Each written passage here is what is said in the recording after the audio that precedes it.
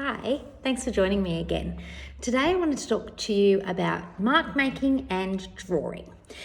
Children go through various stages of mark making. So we start off with our simple mark making, which is our scribbles. So do like this, okay? Oh, isn't that amazing? I'm really talented, aren't I? Often we're using a palmar grasp when we're doing our mark making. We go from mark making to what we call purposeful, okay? And that can be a variety of pencil grips. So we might go from our Palmer or our digital Pronate, okay? And we're mark making, might do some lines. Often it's in one colour at this stage. Look at me. I know, I'm very artistic. And then we go into our basic representational. Now, hopefully by the time we're going to basic representational drawings, we're having more of a static grip. If your child is still holding their pencil like this or like this, that is fine. But what we need to do is strengthen their fine motor skills. Core work, lots of fine motor activities, and if you haven't yet seen my previous videos, go right back to the beginning and have a look at the activities that you can do. We don't care about name writing. That is not important at this stage. That's not something they need to do until they're at school or just a little bit before school for those who are really keen. What we do need to get them to do is to be able to draw recognisable people and shapes. So we've gone from our mark making to our purposeful mark making, which is where we draw something and we say it's got a story, it's a rainbow or it's a dinosaur, and then we're going to go into basic representation, and that's when you'll start to see faces appear. And usually the face, it's very basic, okay, but our arms and legs come off a centre body. Okay, so we've got a whole body and head is all joined together, and arms and legs are coming off that. From there, we're going to go into our representational, and that's when we really see a head and a body and arms and legs and hair and eyes and a mouth and nose.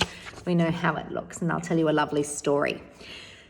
That representational drawing is not expected until the children are about the age of 4 and a half. So if your child is 3, I'm really expecting basic mark making, representational, purposeful, and basic representational. Again, the more we support their fine motor development, then the more those things will come. We don't actually need to teach them. We need to give them the skills to get there. But giving them lots of different mediums to explore and create with supports this development. So we've got lots of different things at preschool that we use to encourage mark making and creativity. Texters are wonderful, as are crayons for the early mark makers or for children with really poor fine motor skills, because you don't have to press very hard to get an effect. Coloured pencils aren't very effective in terms of colouring and mark making. You can't get a very strong effect from it, and if you don't have really strong fine motor skills, you can't push hard enough and it becomes a little bit ineffective. So if you've got crayons at home, a wonderful material, as are texters. Again, we work with the younger children. They know how to put all the lids on and how to draw rather than press. And so you can work with that with your little ones at home. These are all materials that you're able to get from supermarkets at the moment. So if you're going out to get your groceries, you can pick things up like this. Chalk, brilliant. Go and do chalk drawing on the driveway. I have seen on a Facebook page, which I've just started at home, is getting masking tape, and you masking tape a pattern on the wall, and then you invite your children to colour it in with the chalk. When you remove the masking tape, a pattern is left. So a great activity for the school holidays coming up for the older children as well to be able to engage with.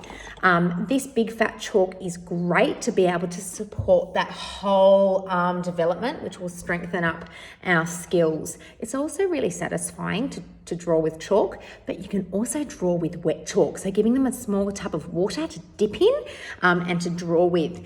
We have little chalkboards at preschool, but I actually think the children have more fun outside being able to draw. You don't have to do anything. You just give them the chalk and they will go for it. Even if they're just shading or if they're colouring, that's really all they need to be doing.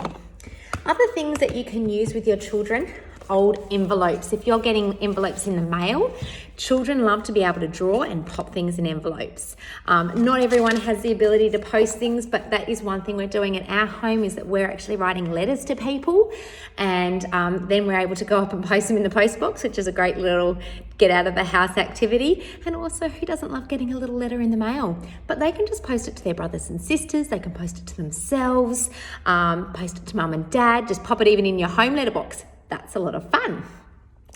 Different paper is fun to explore with. So obviously your big A4 paper, and even bigger for the younger children, is great because they need space to move.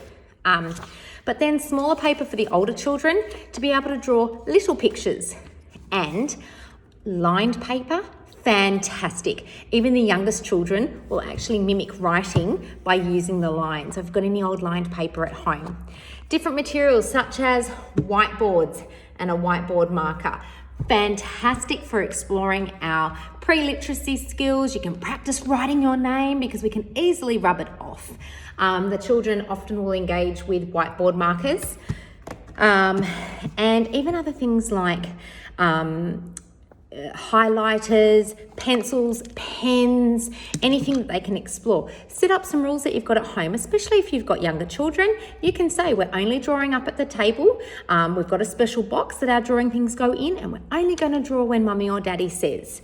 Having some sticky tape, an excellent activity for them to be able to pull that sticky tape off and be able to stick it on their paper. They will roll, they will scrunch, they will fold it a million times.